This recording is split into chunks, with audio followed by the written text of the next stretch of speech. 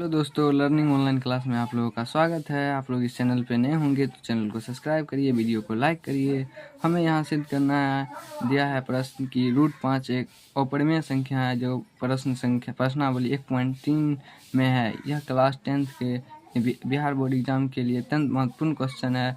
तो चलिए हम बिना समय गवाए शुरू करते हैं इस वीडियो को। सबसे पहले हम देखिए, यहाँ सिद्ध करना है √5 एक अपरिमेय संख्या है। तो हमें क्या मानना है, इसके विपरीत मान लेना है कि √5 एक परिमेय संख्या है। तो हमें इसको अंतिम में जाके गलत साबित कर देना है। सबसे पहले हम लिखेंगे हल। मान लिया कि √5 एक परिमेय संख्या है। मान लिया √5 एक परिमेय संख्या है, √5 बराबर a/b। हमें पता है कि मतलब परिमेय संख्या को a/b के रूप में लिखा जा सकता है तथा b 0 के बराबर नहीं होता है तथा a और b का कोई उभयनिष्ठ गुणनखंड नहीं है। मतलब परिमेय संख्या में कोई a b का कोई उभयनिष्ठ गुणनखंड नहीं होता। फिर हम √5 तथा यहाँ a/b है, इसका वर्ग करते हैं। दोनों पक्ष वर्ग कर देते हैं। वर्ग करेंगे तो वर्ग से यहाँ √5 है, इसका √5 कट जाएगा, हमें सिर्फ 5 बचेगा। यहाँ लिख देना है कि दोनों पक्ष का वर्ग करने पर a/b का होल स्क्वायर, यहाँ a²/b² हो जाएगा।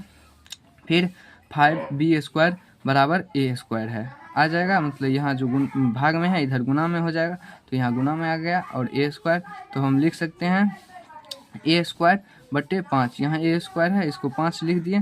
फिर b², तो हमें अब यहाँ आ गया, मतलब अर्थात a² का एक गुणनखंड 5 है। मतलब देखिए a² का एक गुणनखंड 5 है। जैसे हमें किसी संख्या मतलब दिया रहेगा, जैसे 10 का स्क्वायर बट्टे 5, तो हम इसको लिख सकते हैं 100 का स्क्वायर बट्टे 5 मतलब 20। यहाँ एक गुणनखंड हो गया 20 मतलब 5, तो a² का यहाँ लिख सकते हैं a² का एक गुणनखंड 5 है, अर्थात मतलब a का भी एक गुणनखंड 5 होगा।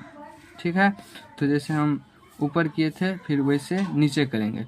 तो फिर मान लेंगे कि a बराबर 5n, जहाँ n कोई पूर्णांक है।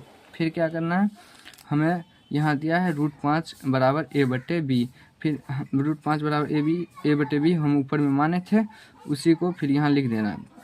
फिर √5 बराबर 5n, मतलब a बराबर हम 5n माने हैं, तो a बराबर 5n बैठा देना है। फिर दोनों पक्ष को वर्ग कर देना है। वर्ग किए तो वर्ग से √5 और स्क्वायर कट जाएगा, तो हमें सिर्फ 5 बचेगा, बराबर 5n²/b²।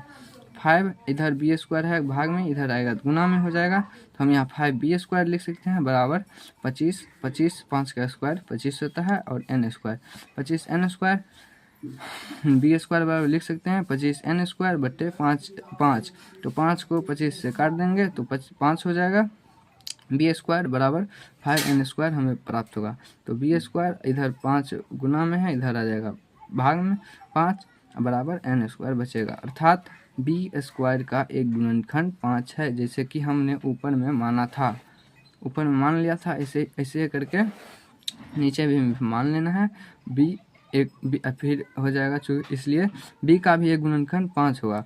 लेकिन हमने जो शुरू में माना था कि परिमेय संख्या का एक ऐसी संख्या है जो p/q के रूप में लिखा जा सकता है और उसका कोई उभयनिष्ठ गुणनखंड नहीं होता, परंतु यहाँ पे a और b का एक उभयनिष्ठ गुणनखंड 5 आ गया है। अर्थात हमने जो ऊपर में कल्पना किया था वह गलत साबित हो गया। अब हम आप लोगों को शुरू में ही कह दिए थे कि हमको अपने परिणाम को गलत करना है, इसीलिए √5 एक परिमेय संख्या है। हम आशा करते हैं कि यह वीडियो आप लोगों को अच्छा लगा होगा। अगर अच्छा लगा होगा तो चैनल को सब्सक्राइब कर दीजिएगा, ताकि नए वीडियो के लिए आप लोगों को कहीं दूसरे नहीं जाना पड़े।